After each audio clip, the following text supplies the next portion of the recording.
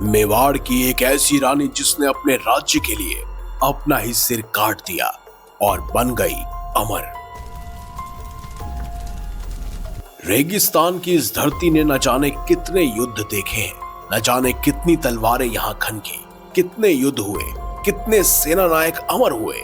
लेकिन आज की कहानी एक ऐसी रानी की है जिसने खुद रणभूमि में नहीं बल्कि अपने ही महल में इतिहास का सबसे विचित्र, सबसे भयानक और सबसे महान बलिदान दिया।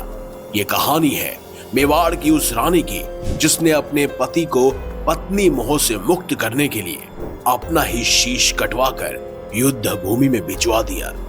सुनने में अजीब लगता है पर यही सत्य है। ये शौर्य गाथा है मेवाड़ की महान रानी हाडी रानी की। इस वीडियो को अंत तक देखने के बाद आपकी आंखों में भी आंसू होंगे, शरीर के रोम रोम में जोश होगा और मुंह से निकलेगा हाडी रानी अमर रहे। सहल कन्वर राजस्थान के बूंदी के महाराज हाडा चौहान राजपूत संग्राम सिंह हाडी की बेटी, जिनका नाम हाडी की रानी पड़ा, जो कि बचपन से ही तलवार, घोड़ा सवारी, धनुष बाण की कहानियां सुनती हुई आई, वीरांगनाओं के गीत सुने और यही संस्कार उनके भीतर उतर गए।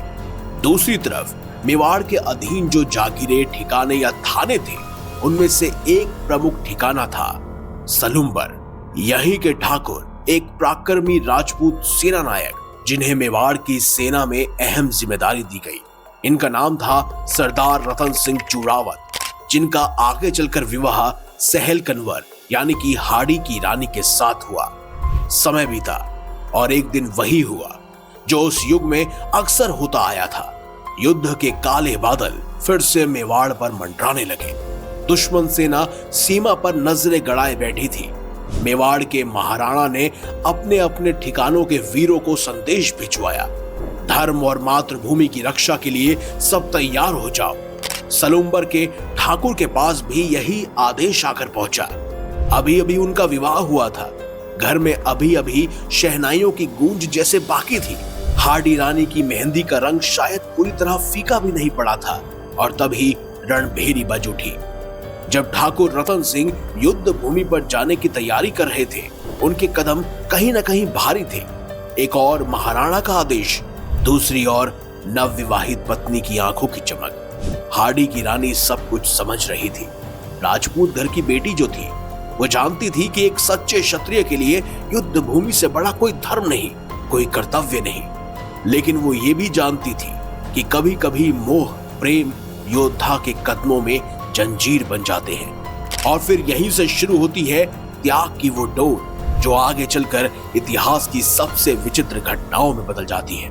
उस रात हाडी रानी अकेली थी, लेकिन उनका मन युद्ध मैदान में था। वो समझ रही थी कि यदि आज उनके पति थोड़ी भी हिचकिचाहट के साथ रणभूमि में उतरे तो ये न केवल मेवाड़ के लिए घातक होगा बल्कि उनके पति के लिए भी होगा। उनके सामने दो रास्ते थे। पहला, वह पति को रोक ले, रो धोकर, रूठ कर या विनती कर कर, या फिर दूसरा, ऐसा कुछ कर जाए कि पति का मोह सदा सदा के लिए टूट जाए और वो केवल योद्धा बनकर जाए, नवविवाहित नहीं। कहते हैं यहीं पर हाडी की रानी ने वो निर्णय लिया जो सुनने में आज भी रोंगटे खड़े कर देता है। उन्होंने सोचा, अगर मेरा अस्तित्व ही उनके मोह की जड़ है तो क्यों ना मैं उसी जड़ को काट दूं, ताकि वो किसी मोह के बिना रणभूमि में जाए और मेवाड़ की आन बान शान को बचा सके। वैसे कहा जाता है कि किशनगढ़ के राजा मान सिंह और औरंगजेब के बीच युद्ध होना था और औरंगजेब ने किशनगढ़ पर आक्रमण की पूरी तैयारी पहले से की हुई थी। इधर मेवाड़ के राजा मान सिंह औरंगजेब को किशनगढ़ से पहले रोकना चाहते थे, इसीलिए उन्होंने ये जिम्मेदारी ठाकुर रतन सिंह को सौंपी थी। अगली सुबह युद्ध में जाने का मन ना होते हुए भी ठाकुर रतन सिंह को जाना पड़ा, लेकिन जाने से पहले उन्होंने अपने सैनिक को रानी के पास भेजा कुछ निशानी मांगने के लिए, ताकि युद्ध में उन्हें अपनी रानी की जुदाई का एहसास ना हो। हाडी की रानी समझ चुकी थी कि उनके पति प्रेम मोह में है और शायद वह अपना काम ठीक से न कर पाए। जब रतन सिंह अपने दल बल के साथ युद्ध के लिए निकलने को तैयार थे, हाडी की रानी ने अपने महल में एक अलग ही तैयारी शुरू कर दी थी। उन्होंने स्नान किया, नए वस्त्र धारण किए, माँ दुर्गा और महादेव की पूजा की और एक शांत अविचल भाव से बैठ गई। उसके बाद हाड़ी की रानी ने अपने विश्वास पात्र सिपाही को बुलाया और एक ऐसा आदेश दिया जिसे सुनकर उसका खून भी जम गया। हाड़ी रानी बोल पड़ी, जब मेरे स्वामी युद्ध भूमि में पहुंचे तो उन्हें मेरा अंतिम उपहार देना, कहना कि अब उन्हें किसी मोह की चिंता करने की आवश्यकता नहीं है, वो बेफिक्र होकर युद्ध करें। कहते हैं हाड़ी की रानी ने उसी समय अपना शीश कटवा दिया और उसे एक सोने की थाल में राजपूती आभूषणों के साथ सुसज्जित कर रणभूमि की ओर भिजवा दिया। उधर सरदार रतन सिंह चूड़ावत रणभूमि में पहुंचे। इतने में ही एक सिपाही घोड़े पर तेजी से आया।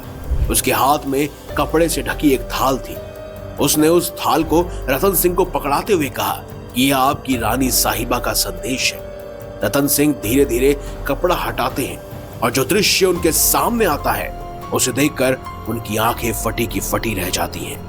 थाल में रखा था हाड़ी रानी का कटा हुआ शीश। माथे पर अब भी सिंदूर की रेखा थी, होठों पर हल्की सी मुस्कान थी और पत्र में लिखा था एक ही संदेश, अब तुम्हें किसी मोह की चिंता नहीं करनी, अब केवल मेवाड़ की आन के लिए लड़ना है। कहते हैं उसी क्षण सलूम्बर के ठाकुर के भीतर कोई चीज टूट गई। उनकी आंखें लहू से भर गई, दिल से सारी की सारी दुविधा मिट गई और वो चिल्लाकर बोले, आज मैं केवल पति नहीं बल्कि मेवाड़ का सिपाही हूँ। उन्होंने हाड़ी रानी का सिर अपने कंधे में बांधकर युद्ध के लिए तैयार हुए। इसके बाद जो हुआ वह राजपूत इतिहास में कई रूपों में दर्ज है। सलूम्बर के ठाकुर ने ऐसा युद्ध लड़ा कि मित्र शत्रु दोनों स्तब्ध रह गए। वो एक के बाद एक दुश्मनों को काटते चले गए, मानो उनके लिए अब जीवन मृत्यु का भेद ही समाप्त हो चुका है। लेकिन हर महान बलिदान की तरह युद्ध भी एक भारी कीमत मांगता है। भले ही वो औरंगजेब की सेना को खदेड़ने में कामयाब रहे, लेकिन भारी संख्या में शत्रु सेना के बीच घिरकर अंततः सलूम्बर के ठाकुर ने वही रणभूमि में प्राण त्याग दिए। दोनों पति पत्नी दो दिशाओं में सही पर एक ही दिन बलिदान की ज्योति बनकर जल उठे। राजपूत समाज में हाड़ी रानी त्याग और शौर्य की सर्वोच्च प्रतीकों में से एक मानी जाती है। कई जगहों पर उनके नाम से चौकियां, छतरियां या स्मृति स्थल आज भी मिल जाते हैं, जहां लोग दीपक जलाकर उन्हें याद करते हैं। कुछ लोक गीतों में आज भी उनकी कथा गाई जाती है, जिसमें कहा जाता है कि मेवाड़ की इस धरती पर जब भी कोई बेटी या स्त्री जन्म लेती है तो हाड़ी रानी जैसी वीरांगनाओं के संस्कार उसके खून में घुल जाते हैं। आज भी हाड़ी रानी के बलिदान को मेवाड़ के लोग याद करते हैं। इतना ही नहीं, उनकी एक प्रतिमा भी आपको सलूम्बर स्थित हाड़ी रानी महल में देखने को मिलेगी, जो आज आकर्षण का केंद्र है। और जो भी यहाँ घूमने जाता है वो इस महल की भव्यता को देख सकता है और हाड़ी रानी की कहानी को महसूस कर सकता है। और इसीलिए सच्ची श्रद्धा के साथ कमेंट बॉक्स में हाड़ी रानी अमर रहे अवश्य लिखिएगा। अगर आपको ये वीडियो, ये जानकारी अच्छी लगी है तो इस वीडियो को लाइक कीजिए, हमारे चैनल को सब्सक्राइब कीजिए और इसे ज्यादा से ज्यादा शेयर भी कीजिए। साथ ही कमेंट बॉक्स में हमें ये अवश्य बताएं कि अगली आने वाली वीडियो आप किस राजा या किस रानी के विषय में जानना चाहते हैं। मिलेंगे अगली बार एक नई खास वीडियो के साथ। तब तक देखते रहिए संपूर्ण ज्ञान का केंद्र बिंदु मिस्टीरियस हिंदू।